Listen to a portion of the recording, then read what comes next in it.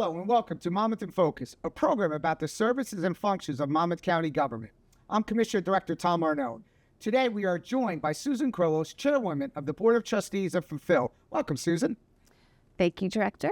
How are you? I am great. So this is really exciting. I know we'll talk a little bit about the season coming up, but maybe give us a little overview of what Fulfill is. Sure. So Fulfill, the food bank of Monmouth and Ocean counties, exists to provide food to neighbors in need. In 2023, we distributed over 18 million pounds of food across Monmouth and Ocean counties.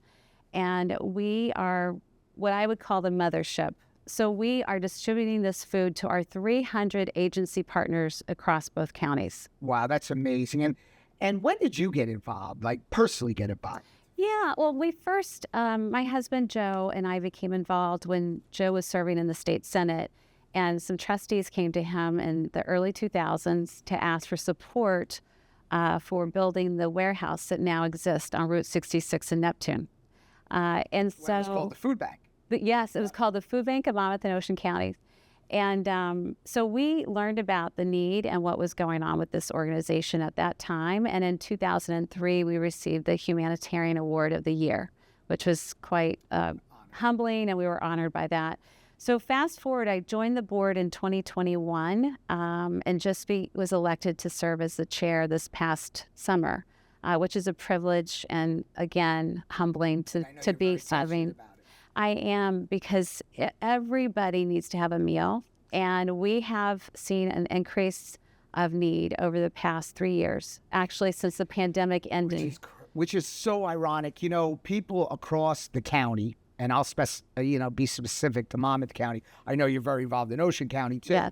But specifically to Monmouth County, everybody feels we're a very wealthy county, and that insecurity would not be here, food insecurity, but to the contrary, it very much is. And I don't know how we would have the outreach if it wasn't for organizations and yourself that has that outreach and makes sure that they can get food to people's table. Tell us a little bit about the insecurities here in Sure. Monmouth County. Well, I'll tell you, over 20 years ago, we distributed 3 million pounds of food. And as I just said, last year we distributed 18 million pounds of food. So you see the need has increased. What we are realizing is that people cannot skimp on utilities, on rent, on other critical needs that they have to cover, but they can skimp on food, which is unfortunate. And so we're there to fill the gap in their season of need. And we collaborate with, as I said, 300 agency partners across both counties. We have a wraparound benefits that we bring as well to our place in Ocean County at the Beat Center in Toms River, as well as at our warehouse, where we will allow opportunities for our clients to meet with organizations such as New Jersey Natural Gas to fill out a form for SNAP benefits, other things that they are in need of and may not know how to acquire or access. So it's ironic you say that, and you're right. You can't skip on the electric bills. You can't skip on your rent.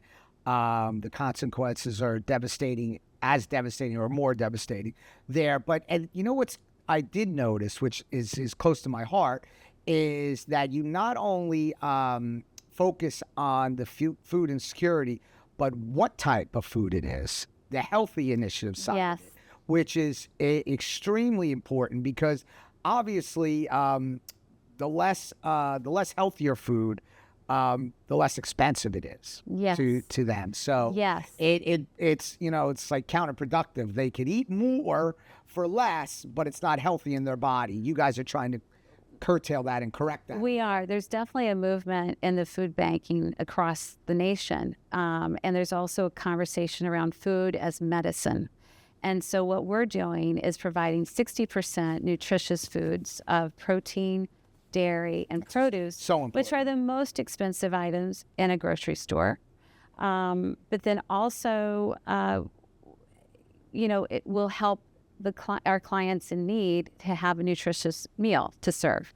But I think also what's important for us, for Fulfill, is that we don't have enough adequate cold storage.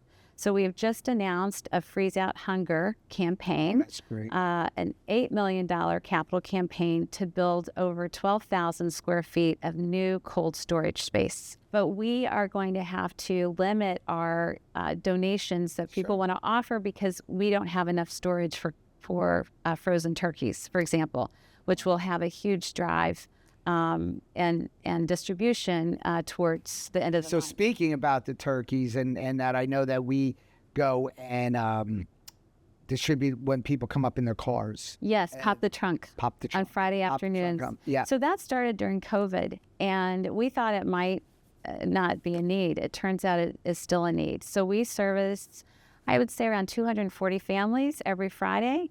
Some are by appointment. Others know that they can come at a certain time in the afternoon. We always welcome volunteers. I have to say, on behalf of our Board of Trustees, which is a wonderful board, on behalf of our CEO and President, Triada Stampas, and our amazing team. staff. Yes, it's an amazing team. And we have such a devoted group of volunteers, which is the lifeblood of any nonprofit. Absolutely. But we are happy to have others come. Anybody can come. We have New Jersey Natural Gas. They show up and volunteer. Elected we officials? We have elected officials, Yep. definitely. Hopefully you're going to be coming Yes, over absolutely. soon. But we're so blessed with so many great volunteers. And if you just go to fulfillnj.org, there's a way for volunteers to sign up.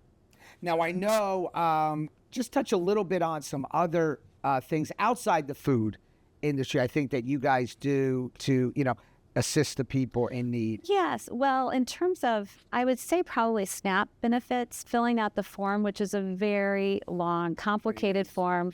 And SNAP benefits are administered through the U.S. Department of Agriculture, sent to the states. And so we work with our clients who are in need of SNAP benefits. But then also in terms of health insurance, really kind of providing don't whatever they realize. need. Yeah, we try to help whenever we can. And if we're not able to do it in terms of a contact, we'll figure out how to get them in touch. And then I know that obviously a big component to your success there and moving forward and being able to offer all these great programs and services, you have to fundraise. Yes. And I know just recently you had your 40th gala, 40th anniversary gala. Yes. There. And talk a little bit about that, just Yes, quickly. that was a momentous event, I would say, for Fulfill in the history of our long Being there time was having galas. We had 400 people. We raised $550,000 Wow. in That's that one night. We were so happy to honor our governor and the First Lady, who've done a wonderful job of supporting the food banks across New Jersey. Certainly the First Lady with the New Jersey Pandemic Fund was very helpful. And then instituted into the budget, now we are able to secure funding, which we need because the need has increased. And then, of course, we were able to honor the Monmouth County Board of Commissioners. And we with so you much, as and our it was such an lead honor. with the Humanitarian Impact Award, and we were so happy to be able to have you there. And we also want to say thank you. I want to say on behalf of Fulfilled, we appreciate the Monmouth County Acts program that you Thank you. have brought into play. I think it's a model not just for our state, but for the nation, where you're bringing nonprofits together to talk about how county government can serve and work with the nonprofits. So we appreciate that very much. The programs that you do in the services are as valuable as you possibly could imagine here in Monmouth County. I know you're going to have a very busy holiday season coming up. On closing out, how can the community members get involved and where should they go? Sure. Well, with our capital campaign, if you want to contribute, there is just come to our website, fulfillnj.org. Perfect. If you want to volunteer in any way or you want to donate food, fulfillnj.org is really a great place. And then we're at 3300 Route 66 in Neptune. Perfect. Beautiful building. Thank you so much, and thank you to everybody that's involved with Phil, and thank you personally because I know the passion that you personally have for this. Thank you, Director. And how rewarding it is to you personally. Thank you. I appreciate it. Well, thank you, Susan, for joining us today. That's all the time we have in this segment of Monmouth in Focus. We will see you next time.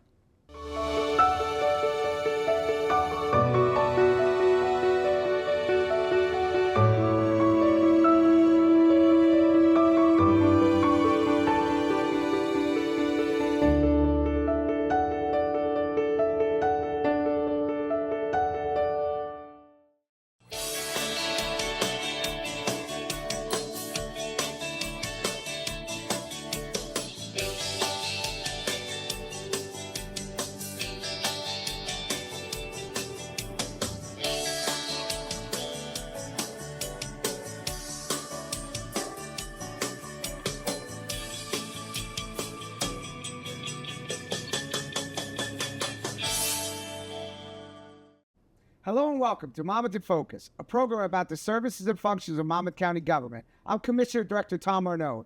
Today we are joined by Samantha Giustiniani, the Vice President of Education and Outreach at the Count Basie Center for Arts in Red Bank. Welcome, Samantha. Thank you for having me, Director Arnone. Oh, so this is a great honor. I'm a big fan of Count Basie and all the great things. Share a little information, just a generalized information before we get into some of your exact functions and some of the programs. Sure. So Count Basie Center for the Arts is a nonprofit arts organization in Red Bank, New Jersey. It's home to two amazing venues, the Vogel and our historic venue, the Hackensack Meridian Health Theater. Beautiful. Yeah, and our Grennan Arts and Education building. So I know that you've been affiliated with the Basie for 15 years or so. And what exactly is your main focus and function? Sure. So I started at the Basie in 2010 as a teaching artist, teaching 1 day a week. And now in my role as Vice President of Education and Outreach, I oversee all of our education and outreach programs, which include programs on our campus, programs in schools and community organizations, programs that are some statewide, celebrations, and so on. So I know that it's very involved, the educational side's very involved in the arts and dealing with the urban towns and dealing with, children that cannot or might not have the ability to get to the Basie. And so how does that work? How does that get organized? How do they get there? What is the day schedule that involves with all that? Sure. So I think from my perspective, a lot of people, when they think of the Basie, they think of the shows that they see during the evening, right? And while we do have classes on site after school time, we do a lot of work during the day. So that can be, for example, we have a program in Red Bank Primary School where every day for the school year, we send a teaching artist that's there during the day, during the student's second Goes ELC to time. their school or Goes comes to their school. Oh, wow. Yeah.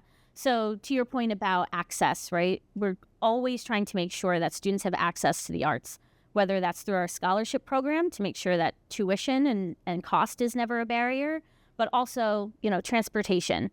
Red Bank has a robust public transportation system, but that's not true of every town that a student's coming from. Exactly. So how do we go to them? How do we meet them where they are at their Boys and Girls Club, or their school, their community organization, whatever it may be? So we kind of have twofold, and then we kind of case by case figure out the ins and outs and how do we make sure a student's successful. So actually, I never realized that it's almost taking it on the road. Yeah. Yep. There. That's amazing, and that's really special.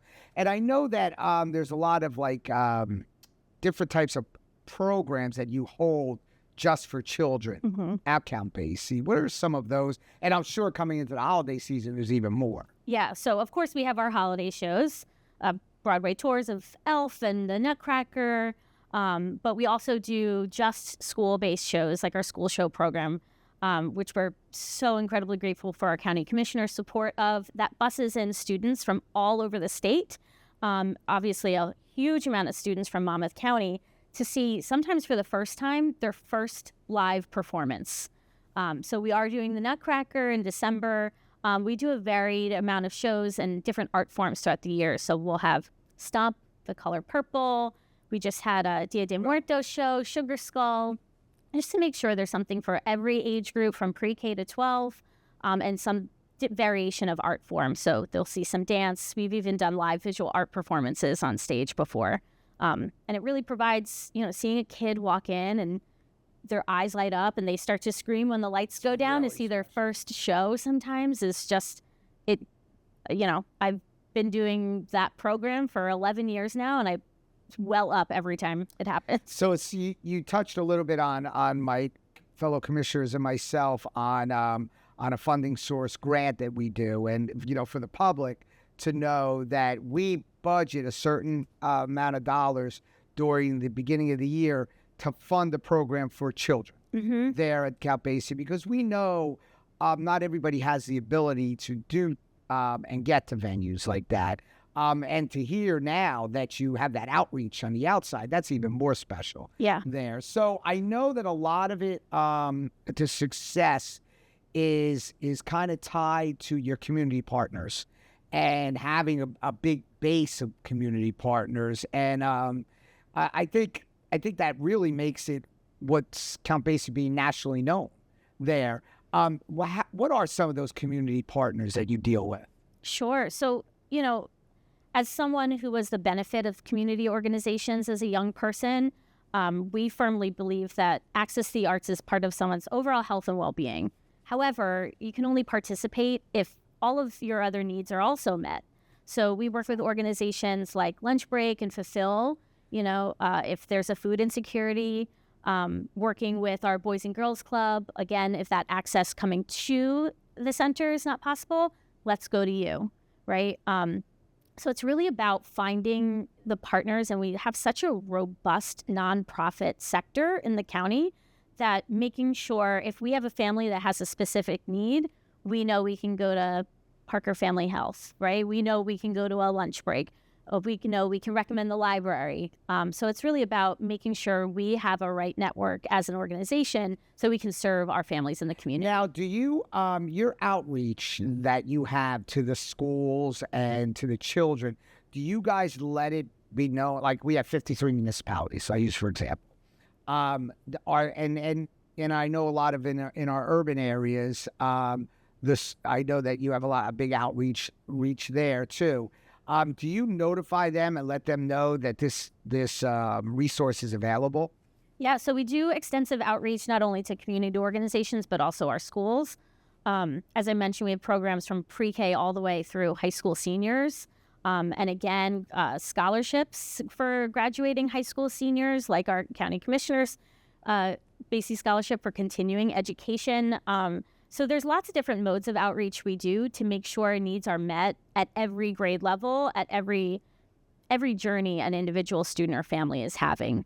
So how can people be aware of these educational programs? And do you have programs there that if it's not tied to a certain school district, that just a random child is very interested in the arts and wants to be involved, but maybe his school's not as involved in it and they're not part of your program, that they could individually be part of it? Is that possible? And how could that happen?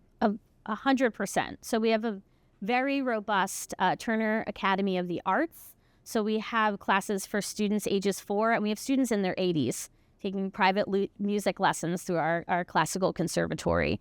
And that program also has a very, very extensive support scholarship component, again, to make sure that finances are never a barrier. So regardless of where a student's coming from, if they are interested, we'll find a way for them to succeed. And that's what's important. And that's kind of why we, the commissioners, feel very strongly about that grant that we award every year. And this just is even more exciting to see how you're utilizing that grant to the benefit of what it really, really is meant to happen there.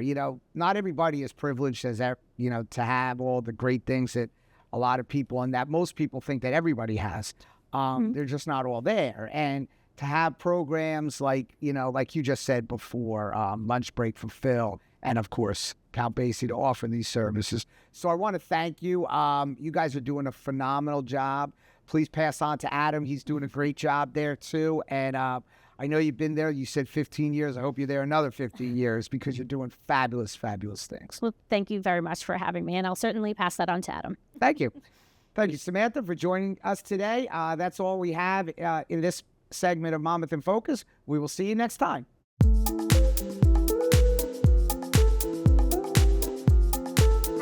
Brookdale Community College.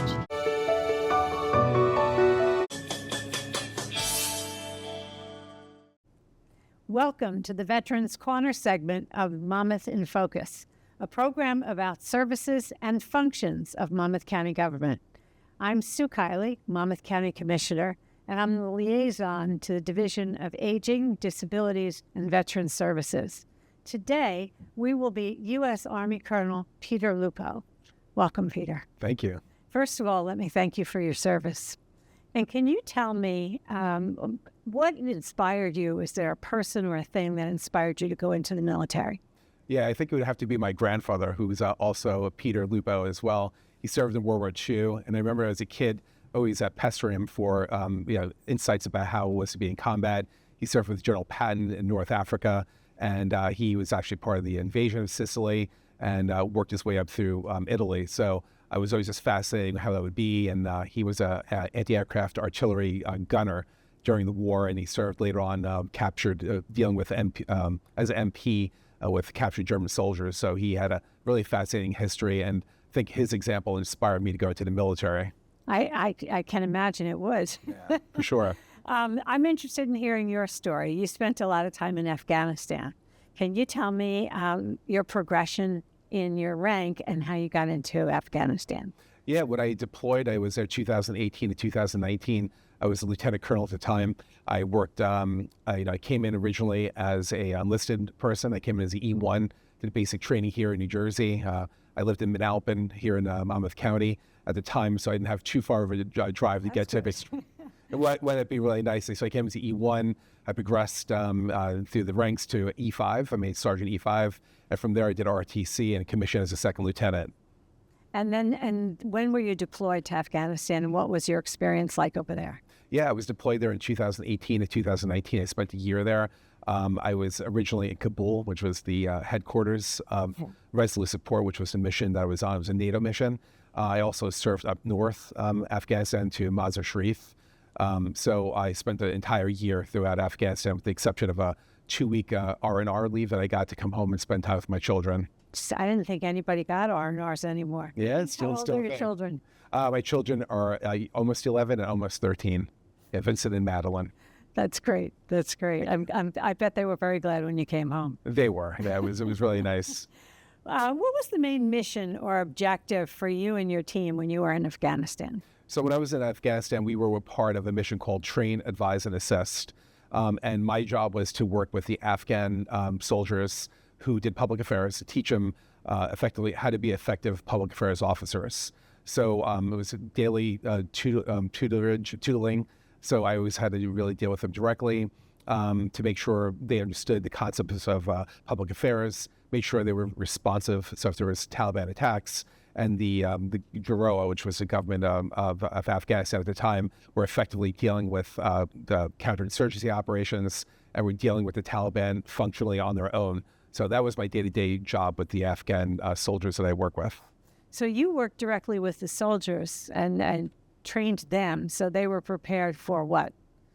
That's correct. The idea was that that we were going to train them in all capacities. And my particular role was public affairs, and that they would be self-sufficient, that effectively they would be able to manage missions on their own without American or NATO support. And that was the idea. That eventually, and I felt that in the year I was there, they were really very eager to learn. I felt that the training really helped them, assisted them, and they were prepared really effectively to do the job after the year that I spent with them. That's great. Yeah. That's great. I guess it's an unusual position to be in when you're over there, but it sounds, was there a language gap?